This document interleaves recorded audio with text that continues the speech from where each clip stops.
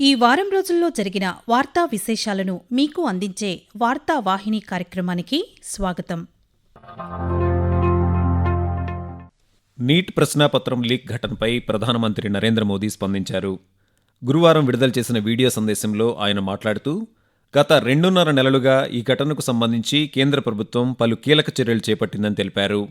లీక్కు బాధ్యులైన వారిని అరెస్టు చేసి జైలుకు పంపినట్లు పేర్కొన్నారు. విద్యార్థులు ఒక విద్యా సంవత్సరాన్ని కోల్పోకుండా చూడటం ప్రభుత్వ అత్యంత ప్రాధాన్యమని స్పష్టం చేశారు. ఈ అంశానికి సంబంధించిన బిల్లును కేంద్ర మంత్రివర్గంలో చర్చించిన అనంతరం పార్లమెంటులో ప్రవేశపెడతామని ప్రధానమంత్రి వెల్లడించారు. मैं जानता हूं कि पेपर लीक ये कोई मामूली विषय नहीं है. लाखों विद्यार्थी और उनके अभिभावकों के लिए बहुत ही पीड़ादायक है और इसलिए पेपर लीक घटना से अब तक पिछले 2.5 महीनों में अनेक विध कदम उठाए गए, गुनहगारों को पकड़ा गया है, वे जेल में पड़े हैं. हमारा सबसे महत्वपूर्ण जिम्मा था कि विद्यार्थियों का 1 वर्ष बर्बाद न हो. सरकार ने अभी कम से कम समय में 22 लाख जितने विद्यार्थियों के एग्जाम हो जाए इसका प्रबंध किया. ప్రశ్నాపత్రాల లీకులు, పరీక్షలలో అవకతవకల కేసులలో ఫాస్ట్ ట్రాక్ కోర్టులను ఏర్పాటు చేయడానికి, కఠినమైన శిక్షలు విధించడానికి ఉద్దేశించిన ముసాయిదా బిల్లుకు కేంద్ర మంత్రివర్గం శుక్రవారం ఆమోదం తెలిపింది. పార్లమెంటు హౌస్ ప్రాంగణంలో ప్రధానమంత్రి నరేంద్ర మోదీ అధ్యక్షతన జరిగిన మంత్రివర్గ సమావేశంలో ఈ ముసాయిదా బిల్లుకు ఆమోదం లభించింది. ప్రతిపాదిత ఈ చట్టాన్ని వచ్చే వారం పార్లమెంటులో ప్రవేశపెట్టే అవకాశం ఉందని ఆకాశవాణి న్యూస్కు కేంద్ర ప్రభుత్వ వర్గాలు తెలిపాయి. ఇదిలా ఉండగా కేంద్ర పార్లమెంటరీ వ్యవహారాల శాఖ మంత్రి కిరణ్ రిజిజు శుక్రవారం పాత్రికేయులతో మాట్లాడుతూ, ప్రశ్నాపత్రాల లీకులు, పరీక్షలలో అవకతవకలకు సంబంధించిన ముసాయిదా బిల్లు ఆమోదానికి ఎలాంటి ఆటంకం ఉండబోదని అన్నారు.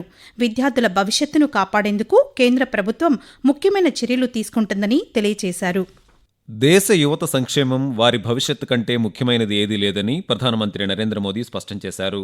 పరీక్షాపత్రాల లీకేజీ ఘటనల్లో ప్రమేయం ఉన్న వారికి త్వరితగతిన కఠిన శిక్షలు పడేలా ఫాస్ట్ ట్రాక్ కోర్టులు ఏర్పాటు చేయనున్నట్లు సామాజిక మాధ్యమం ఎక్స్ వేదికగా గురువారం ప్రకటించారు. ఈ విషయంలో అవసరమైన అన్ని చర్యలు చేపట్టాలని సంబంధిత అధికారులను ఆదేశించినట్లు ప్రధానమంత్రి తెలిపారు. యువత భవిష్యత్తుకు హాని కలిగించే వారిని ఎట్టి పరిస్థితుల్లోనూ ఉపేక్షించబోమని హెచ్చరించారు. విద్యార్థుల ప్రయోజనాలను పరిరక్షించేందుకు కేంద్ర ప్రభుత్వం చేపడుతున్న చర్యల్లో భాగంగానే ఈ నిర్ణయం తీసుకున్నట్లు ప్రధానమంత్రి నరేంద్ర మోదీ పేర్కొన్నారు. ఢిల్లీలో పార్లమెంటు వర్షాకాల సమావేశాలు సోమవారం నుంచి ప్రారంభమయ్యాయి. ప్రారంభానికి ముందు ప్రధానమంత్రి నరేంద్ర మోదీ దేశ ప్రజలను ఉద్దేశించి ప్రసంగించారు. రుతుపవనాల ద్వారా వ్యవసాయ రంగానికి ఎలా మేలు జరుగుతుందో అదేవిధంగా పార్లమెంటు సమావేశాలు కూడా ప్రజా ప్రయోజనాలకు అనుగుణంగా సాగాలని ఆశాభావం వ్యక్తం చేశారు. భారత్కు ప్రపంచ వేదికపై గౌరవం, గుర్తింపు మరింత పెరుగుతుందని పేర్కొన్నారు. దేశ యువతలో అపారమైన సామర్థ్యం, ఉన్నత ఆకాంక్షలు ఉన్నాయని, అవే వికసిత భారత నిర్మాణానికి ప్రధాన బలంగా నిలుస్తాయని అన్నారు. దేశ ప్రగతికి తోడ్పడే ప్రజా ప్రయోజనాలే సమావేశాల ప్రధాన లక్ష్యంగా ఉండాలని ఆకాంక్షిస్తూ, मानसून हो या मानसून सत्र अगर दोनों प्रोएक्टिव हो तो बहुत ही प्रोडक्टिव होते हैं और दोनों को प्रोडक्टिव होते हैं तो देश का कल्याण होता है, जीव मात्र का कल्याण होता है. साथियों, पिछले 1 महीने में देश ने अनेक सिद्धियां प्राप्त की है, चाहे राष्ट्रीय हो, अंतर्राष्ट्रीय हो और अब तो अंतरिक्ष भी हो. भारत के लिए गर्व के पल रहे हैं. బ్రిక్స్ ఆరోగ్య మంత్రుల సమావేశం బుధవారం నుంచి శుక్రవారం వరకు 3 రోజుల పాటు చండీగఢ్లో నిర్వహించారు. ఆరోగ్య భద్రత, డిజిటల్ హెల్త్, అందరికీ నాణ్యమైన వైద్య సేవల అందుబాటు వంటి అంశాలపై సహకారాన్ని పెంపొందించుకునేందుకు బ్రిక్స్ దేశాల ఆరోగ్య మంత్రులు, ఉన్నతాధికారులు ఈ సమావేశంలో పాల్గొన్నారు. ఈ సమావేశాల్లో ఆరోగ్య భద్రత, డిజిటల్ ఆరోగ్య సేవలు, అందుబాటు ధరల్లో మందుల లభ్యత, సాంప్రదాయ వైద్య విధానాలు, క్షయవ్యాధి నిర్మూలన, మానసిక ఆరోగ్యం, ఆరోగ్య వ్యవస్థల బలోపేతం వంటి అంశాలపై ప్రధానంగా చర్చించారు. ఈ సమావేశంలో కేంద్ర ఆరోగ్య శాఖ కార్యదర్శి పుణ్యసలిలా శ్రీవాస్తవ మాట్లాడుతూ, స్థితిస్థాపకత, ఆవిష్కరణ, సహకారం, సుస్థిరత కోసం నిర్మాణం అనే ఇతివృత్తంతో ప్రపంచ ఆరోగ్య ప్రాధాన్యతలపై ఉమ్మడి కార్యాచరణకు భారత్ కట్టుబడి ఉందని తెలిపారు. కేంద్ర ఆరోగ్య శాఖ మంత్రి జగత్ ప్రకాష్ నడ్డా, పీఎంఓ సహాయ మంత్రి జితేంద్ర సింగ్ ఢిల్లీలోని కాన్స్టిట్యూషన్ క్లబ్ ఆఫ్ ఇండియాలో కాక్రోచ్ జనతా పార్టీ సీజేపీ ప్రతినిధి బృందంతో శుక్రవారం సమావేశమయ్యారు. సీజేపీ నుంచి జాతీయ అధికార ప్రతినిధి సౌరవ్ దాస్, అశుతోష్ ఠాంకా ఈ చర్చల్లో పాల్గొన్నారు. సమావేశం అనంతరం పాత్రికేయులతో జగత్ ప్రకాష్ నడ్డా మాట్లాడుతూ పరీక్షా విధానంలో సంస్కరణలకు సంబంధించి సీజేపీ లేవనెత్తిన డిమాండ్లను తాము సావధానంగా విన్నామని తెలిపారు. సీజేపీ 3 ప్రధాన డిమాండ్లను ప్రభుత్వం ముందు ఉంచిందని చెప్పారు. పరీక్షా ప్రశ్నాపత్రాల లీకేజీని అరికట్టడానికి కొన్ని సంస్కరణలను కూడా సూచించిందని ఆయన పేర్కొన్నారు. ఇదిలా ఉండగా నీట్ పరీక్ష ప్రశ్నాపత్రం లీక్ కారణంగా ఆత్మహత్య చేసుకున్న విద్యార్థుల కుటుంబాలకు పరిహారం, విద్యార్థులపై పెట్టిన కేసులు ఉపసంహరించుకోవాలనే తమ డిమాండ్లను కేంద్ర ప్రభుత్వానికి తెలియజేశామని సీజేపీ ప్రతినిధులు వివరించారు. ప్రధానమంత్రి నరేంద్ర మోదీ అధ్యక్షతన కేంద్ర మంత్రివర్గ సమావేశం ఢిల్లీలో శుక్రవారం జరిగింది. ఈ సందర్భంగా పలు కీలక నిర్ణయాలకు మంత్రివర్గం ఆమోదం తెలిపింది. ఈ సమావేశంలో తీసుకున్న నిర్ణయాలను కేంద్ర రైల్వే సమాచార ప్రసార శాఖ మంత్రి అశ్విని వైష్ణవ్ పాత్రికేయులకు వెల్లడించారు. 3,030 కోట్ల రూపాయల వ్యయంతో దేశంలో 3 ప్రత్యేక రసాయన పార్కుల ఏర్పాటు కోసం భారత్ పారిశ్రామిక వికాస్ యోజన రసాయన్ భవ్య రసాయన్ పథకాన్ని కేబినెట్ ఆమోదించిందని చెప్పారు. అలాగే కర్ణాటకలోని బళ్ళారి, ఆంధ్రప్రదేశ్లోని గుంతకల్లు మధ్య 3వ, 4వ రైల్వే లైన్ల నిర్మాణానికి కేంద్ర మంత్రివర్గం ఆమోదం తెలిపిందని, మొత్తం 46 కిలోమీటర్ల మార్గానికి 1,264 కోట్ల రూపాయలతో మల్టీ ట్రాకింగ్ ప్రాజెక్టును చేపట్టనున్నట్లు వెల్లడించారు. ఈ ప్రాజెక్టు ద్వారా ఆంధ్రప్రదేశ్, కర్ణాటక రాష్ట్రాలకు ప్రయోజనం కలగనుందని రైల్వే మంత్రి తెలియజేస్తూ, आंध्रा और कर्नाटक को जोड़ने वाले बहुत एक इम्पोर्टेंट इकोनॉमिक कॉरिडोर में रेलवे की 3rd और 4th लाइन, और दूसरा है केमिकल सेक्टर को एक टोटली नए तरीके से भारत में डेवलप करने के लिए एक नई स्कीम अप्रूव हुई है. और केमिकल भी सेमीकंडक्टर की तरह एक फाउंडेशनल इंडस्ट्री है, इसलिए बहुत इंपॉर्टेंट था इस इंडस्ट्री के लिए एक नए तरीके से सोचना. విశాఖపట్నంలోని naval science and technology laboratory NSTLలో 2030 తర్వాత నావికాదళ స్టెల్త్ సాంకేతికత అంశంపై సోమ, మంగళవారాల్లో 2 రోజుల మేధోమథన కార్యశాల నిర్వహించారు. కార్యశాలను DRDO naval systems materials director general RVH Prasad ప్రారంభించారు. ఈ కార్యక్రమంలో rear admiral Sujith Bakshi, NSTL director Abraham Varghese, DRDO, భారత నావికాదళం, రక్షణ నౌకా నిర్మాణ సంస్థలు, పరిశ్రమల ప్రతినిధులు పాల్గొనగా 125 మందికి పైగా శాస్త్రవేత్తలు, నిపుణులు హాజరయ్యారు. రాడార్ గుర్తింపు తగ్గింపు, ఇన్ఫ్రారెడ్ సిగ్నేచర్ నియంత్రణ, శబ్దరహిత సాంకేతికత, మల్టీ స్పెక్ట్రల్ స్టెల్త్ వంటి భవిష్యత్ రక్షణ సాంకేతిక అంశాలపై కార్యశాలలో విస్తృతంగా చర్చలు జరిగాయి. నీట్ ప్రశ్నాపత్రం లీకేజ్, విద్యార్థుల నిరసనల అంశాలపై ప్రతిపక్షాల ఆందోళనలతో పార్లమెంట్ ఉభయ సభల్లో శుక్రవారం కూడా గందరగోళం నెలకొంది. దీంతో లోక్సభ, రాజ్యసభలను సోమవారం వరకు వాయిదా వేశారు. లోక్సభలో స్పీకర్ ఓం బిర్లా ప్రశ్నోత్తరాల సమయాన్ని నిర్వహించేందుకు ప్రయత్నించారు. అయితే కేంద్ర విద్యాశాఖ మంత్రి ధర్మేంద్ర ప్రధాన్ రాజీనామాను డిమాండ్ చేస్తూ ప్రతిపక్ష సభ్యులు నినాదాలు చేశారు. సభ నిర్వహణకు సహకరించాలని స్పీకర్ కోరినా సభ్యులు ఆందోళన కొనసాగించారు. నీట్ పేపర్ లీకేజ్ అంశంపై చర్చించేందుకు ప్రభుత్వం సిద్ధంగా ఉందని పార్లమెంటరీ వ్యవహారాల శాఖ మంత్రి కిరణ్ రిజిజు తెలిపారు. అయినప్పటికీ గందరగోళం కొనసాగడంతో సభను సోమవారం వరకు వాయిదా వేశారు. రాజ్యసభలో చైర్మన్ సిపి రాధాకృష్ణన్ శూన్యగంటను చేపట్టేందుకు ప్రయత్నించగా కాంగ్రెస్ నాయకులు Mallikarjun Kharge neat paper leakage, విద్యార్థుల నిరసన అంశాన్ని ప్రస్తావించారు. దీంతో అధికార, ప్రతిపక్ష సభ్యుల మధ్య నిరసనలు కొనసాగడంతో సభ పలుమార్లు వాయిదా పడింది. అనంతరం డిప్యూటీ చైర్మన్ హరివంశ్ రాజ్యసభను కూడా సోమవారం వరకు వాయిదా వేశారు. భారత నౌకాదళం మాహే శ్రేణికి చెందిన 2వ anti submarine warfare shallow water craft అయిన INS మాల్వాన్ను కర్ణాటకలోని కార్వార్లో బుధవారం ప్రారంభించారు.